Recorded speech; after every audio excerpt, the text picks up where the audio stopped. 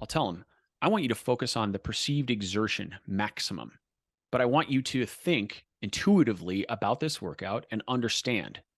Like imagine yourself doing it. Imagine the road you're going to be on. Pick a road that's going to let you execute this workout, right? Mm. And for that, you have to think about the road surface and the traffic and the turns or not turns and the cadence you want to do.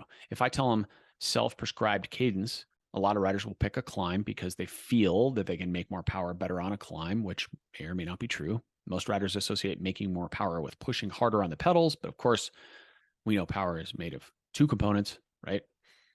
Speed and force, or speed in a circle is cadence and force in a circle is torque. Okay. So we can do either, assuming the other one stays constant, we can make the other increase and you'll get more power. But hence you can pedal more quickly and gain power. That's what I'm getting at. But I'll ask athletes to imagine this workout and imagine the rest interval. That's really important. And think about it and feel it for a minute. Like you've only got 2.5 minutes to recover from a really hard 5-minute effort. So now your job is to intuit how hard you can go for each of those 5-minute efforts and still not completely blow to smithereens. And if you do blow to smithereens, that's okay. You're not a failure. You didn't miss a day of training. You didn't, completely flunk. You're not going to get dropped in your next 5 races because you missed 8 minutes worth of work. So just chill out a little bit and come back home and fill out your ride report, and then we'll discuss it. And we'll see what we could do better for next time. Because that learning opportunity, I think part of what I'm saying in this whole RPE equation is it's not only the physiological benefit of going out and training hard. Cycling is also about knowing yourself. In fact, that is the first tenet of being an athlete. It is by far the most critical aspect of any athletic journey, bar none. It's an examination. Like, what did I list in the first thing about cycling? It's internal connection. It's knowing yourself. Like when you're 3.5 hours into a road race and you've got 50K to go or 30K to go, and someone clicks up 2 gears and attacks on a hill, there's no power meter that will tell you whether you can go with that rider at that moment. And if you're looking at the power meter, you're looking in the wrong place. You are worshiping the altar of data, and you should be worshiping the altar of your own internal knowledge, your own knowing.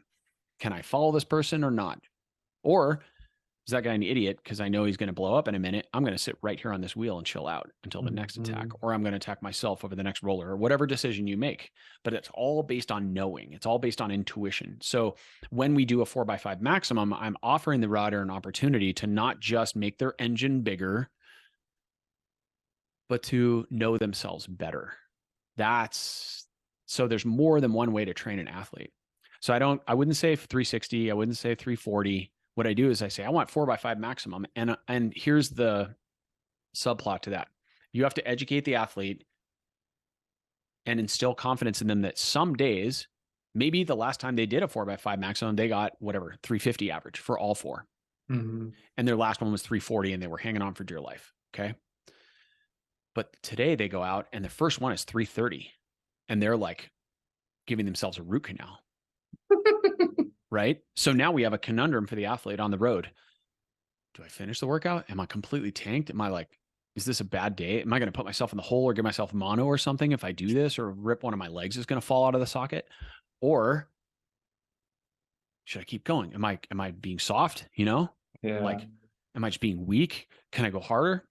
And again, I let the athletes solve that equation. But I can tell you from experience, there are days when you should just go home, of course. And then there are days where it's like, this is a 330 day.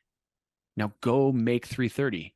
Treat it like 350. Just go as freaking hard as you can. It's another brick in the house, maybe one of the most important bricks, because on race day, ultimately, we want you to be able to show up to the line knowing that no matter what, worst case scenario, you can make 4x5 at 330. That's your baseline. What we're trying to do is raise that baseline. We don't want the miracle day on your race day. I don't want you to depend on that for your race day. That's not a well-trained athlete. That's someone hoping for Hail Mary. Hoping to win the lotto on race day. Yeah, exactly. Yeah, we don't do that. When people don't set a PR on a race day, which to me, I try to explain, like if you're doing a 1 minute max effort, that should definitely be harder than any 1 minute in a race, or you are literally going to stop pedaling in the race and get dropped. But I think the point that you make about education and learning, and you said something about like, you know, finding the right place to do these intervals. I think in even that menial task, when especially newer cyclists, newer to doing intervals, like, well, wait, this doesn't work on this road, but this works on this road, and I found this hill. Then you understand, like when the guy clicks 2 clicks down, what does his speed look like on that type of hill that you have now trained on, that you just know? It doesn't matter watts, like you're saying, it's, oh God, that guy's going really fast, I can't even get to that. Or that guy's going to blow up, and it's, you know, and you just learn so much about is yourself moving through space in the real world. And that's what winning a bike race is. Be the fastest person moving through space. And so, yeah, I loved everything you just said about just, it simplifies everything. 4x5 max. I love that. I don't do that, but I'm actually very curious